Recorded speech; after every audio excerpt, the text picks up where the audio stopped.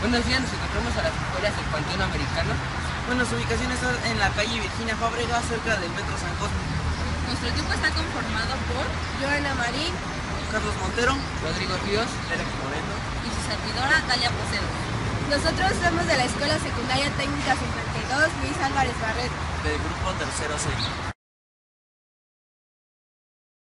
Estamos con el señor Maximino Saldaña, que es el encargado de dar mantenimiento al Panteón Americano. Él nos dará una breve relatación de la historia del cementerio o el Panteón Americano. Bueno, el panteón es el panteón nacional de los Estados Unidos en México. Es un panteón militar. Fue fundado en 1851. ¿Por qué es fundado aquí? Porque aquí están los soldados que murieron en la guerra, cuando hubo la guerra entre Estados Unidos y México, cuando se pierde la mitad del territorio nacional.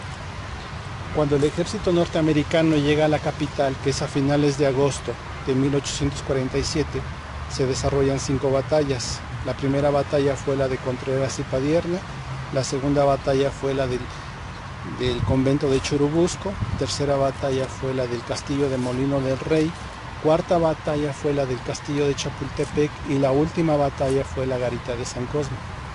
En esas batallas, los soldados norteamericanos que mueren son sepultados en diferentes panteones. El conflicto termina el 2 de febrero de 1848, cuando se firman los tratados de Guadalupe Hidalgo.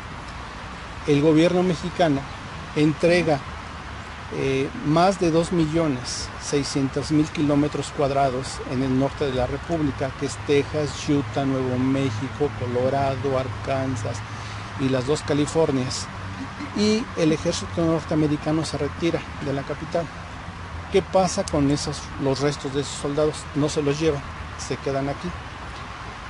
2 años después, en 1850, el gobierno de los Estados Unidos autoriza un presupuesto para que compren un lugar, recuperen los restos de esos soldados y los lleven a un solo lugar.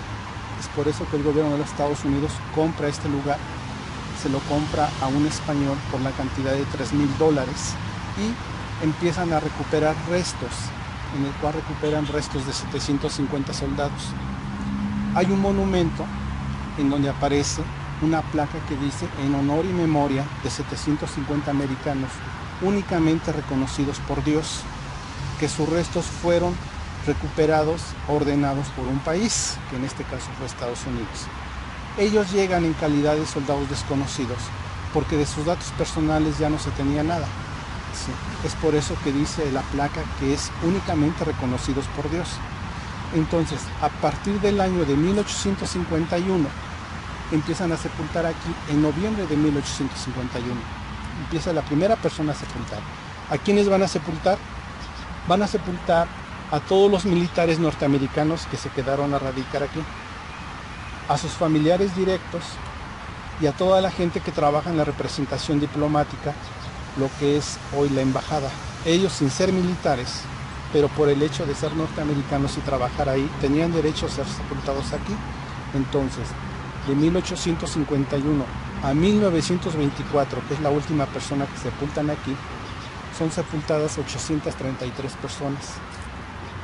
De esas 833 personas, actualmente existen 813 personas. ¿Por qué? 20 fueron exhumadas y fueron llevadas, algunos a unos cementerios de Estados Unidos y a otros a los cementerios de Francia. ¿Sí? Bueno, entonces, este panteón es un panteón militar. Bueno, hasta 1873 era el panteón de Estados Unidos en México. De 1873 a la actualidad, bueno, en 1873 es declarado el Panteón Nacional de los Estados Unidos en México. Este es un panteón militar. Estados Unidos tiene 25 panteones militares fuera de su territorio nacional. De los 25, en el caso de México, es considerado el primer panteón militar fuera de su territorio. El panteón de los Estados Unidos en México es el más antiguo, el más pequeño y el único que se encuentra así, porque todos los demás los 24, tienen los restos en el piso. Aquí no están así, actualmente no. ¿Por qué? Porque hubo una modificación a mediados de los 70s, cuando construyeron el circuito interior. Como este panteón era más amplio hacia el lado del circuito interior, lo recortan. Los restos que salen afectados los tienen que exhumar, pero no pueden hacer una exhumación parcial porque, de hecho, la última persona que sepultan aquí es en 1924 y esto fue a mediados de los 70s. Entonces, el gobierno de los Estados Unidos, a través de la comisión, que es la ABMC, es una agencia federal que fue creada en 1947, le ordenan y le autorizan que se haga la exhumación total. Recuperan los restos del piso y los van colocando en las criptas.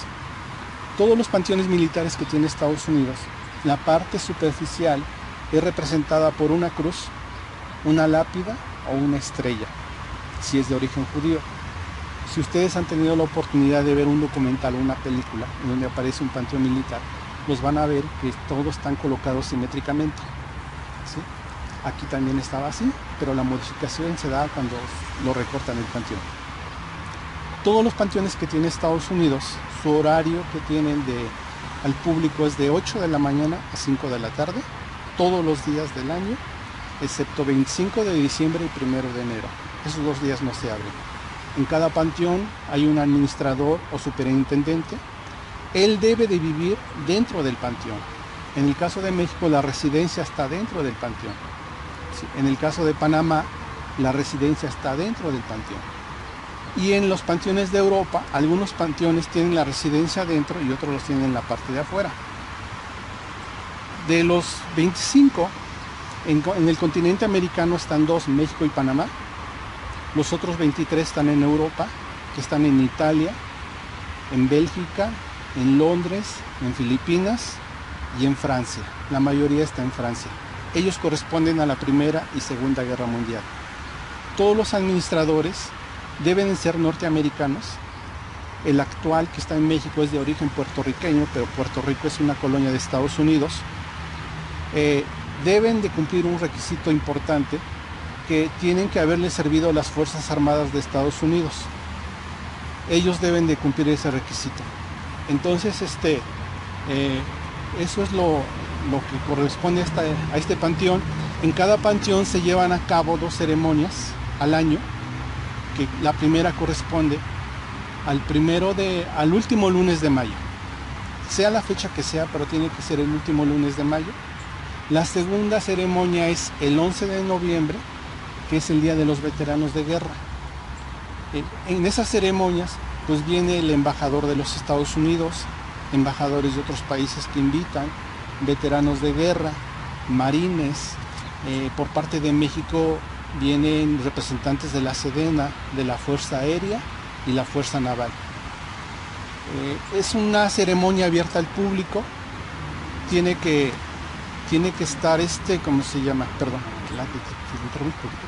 sí, a lo mejor se repite, ¿no? Algo, pero sí, no se preocupe. Sí. Entonces, en cada panteón se llevan 2 ceremonias. La primera ceremonia es el último lunes de mayo. Sea la fecha que sea, tiene que ser el último lunes de mayo. Es el día de recuerdo, el Memorial Day. La segunda ceremonia es el 11 de noviembre, el Día de los Veteranos de Guerra. En esas 2 ceremonias se les hace un homenaje a todas las personas que se encuentran dentro de los panteones. En el caso de México, pues obviamente a los militares y a sus familiares. Viene el embajador de Estados Unidos, embajadores de otros países que invitan, veteranos de guerra, marines. Viene una asociación de militares retirados norteamericanos en México, que es la Legión Americana. Viene por parte de México representantes de la Sedena, la Fuerza Aérea, la Fuerza Naval. También vienen los expilotos que sobreviven del Escuadrón 201, el escuadrón mexicano que participó en la Segunda Guerra Mundial. Y es una ceremonia abierta al público, tiene una duración de 30 minutos. Viene un pastor también y un sacerdote católico. En todos los administradores les comentaba que tienen que ser norteamericanos, deben de haberle servido a las Fuerzas Armadas de Estados Unidos, todos ellos son exmilitares y están de tiempo completo. ¿Qué más? Los 2 primeros administradores se encuentran aquí, ¿sí? Con sus esposas, están sepultados aquí. Y bueno, según los tratados de Viena, ustedes al entrar al panteón ya se encuentran en territorio norteamericano. Entonces aquí nos guiamos por las medidas de seguridad y reglamento de los Estados Unidos. ¿Eso sería todo? Sí. ¿Tienen preguntas? Bueno, a continuación les vamos a hacer unas preguntas al señor Maximino.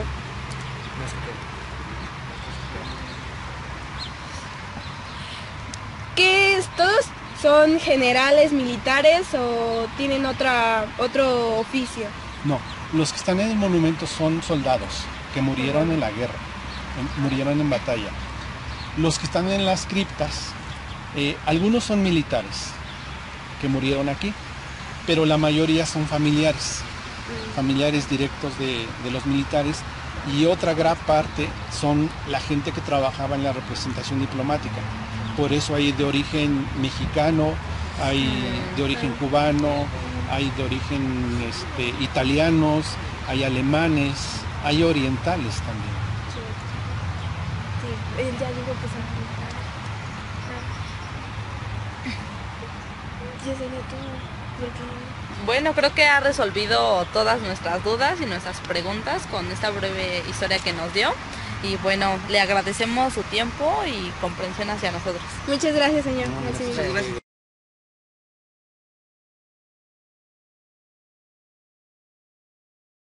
Aquí en el Museo de San Fernando, este se fundó en 1700, en el cual hay que recordar que la iglesia se separó, de que esto forma parte del Estado y no de la iglesia.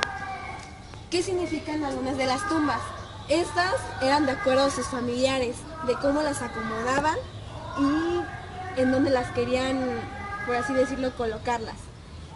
En los costados se encuentran los niños y en el centro los adultos. Ellos querían separarlos de niños con adultos, no querían ver que se juntaran y que estuviera revuelto. Algunos no están aquí, se trasladaron, como Sebastián Lerdo de Tejada, Miguel Miramón, Vicente Guerrero, Ignacio Zaragoza y Melchor Ocampo. ¿Quiénes fueron los primeros que llegaron aquí? Fue Diego Vaz. Él llegó en 1826 junto con su hermano Bernardo Vaz, que llegó en 1825. Bueno, yo les voy a presentar uno de los personajes más destacados de este panteón, entre los cuales se encuentra Melchor Ocampo, quien nació en 1814 en el estado de Patreo, en Michoacán. Fue reconocido principalmente porque se opuso a los tratados de Guadalupe Hidalgo, mandando o dirigiendo tropas para que continuase la guerra. Fue fusilado en 1861. Bueno, este personaje es importante porque influyó con Antonio López de Santana y en los estados de Guadalupe. Esto ha sido todo de nuestra parte. De los dos museos, Panteón, San Fernando y Americano. Donde se encuentra uno de los personajes históricos más importantes. Espero que sea de su agrado. Gracias. En esta tumba aquí yace el presidente Benito Juárez, que nació el 21 de marzo de 1806 y murió en 1872 a causa de la vejez. Fue uno de los mayores presidentes influyentes en México, ya que estuvo involucrado en las leyes de reforma, así como también en la guerra de reforma. Vicente Guerrero nació en 1782 en el pueblo de Tixan, en el Estado de México. Fue uno de los mayores generales de la independencia, ya que ayudó a que se consumara y a terminar con el régimen español. También fue presidente de la República Mexicana. Murió el 14 de febrero de 1831 a manos de una emboscada. Ignacio Comonfort nació el 12 de marzo en el estado de Puebla. En 1832 fue teniente en el ejército y militó bajo las órdenes de Santa Anna. A su edad de los 22 años dejó el ejército. A finales de 1853 conspiró contra el gobierno de Santa Anna y en ese mismo año, el 10 de octubre, el general Álvarez lo nombró ministro de guerra. Nació en 1829 en el estado de Puebla. Es reconocido como un gran general de las fuerzas mexicanas, especialmente por su participación en la batalla de Puebla, la cual él ganó y llevó al ejército mexicano a su victoria. Este murió en 1862 a causa de fiebre tifoideica. Esto ha sido todo de nuestra parte. De los dos museos Panteón, San Fernando y Americano. donde se encuentra uno de los personajes históricos más importantes. Espero que sea de su agrado. Gracias.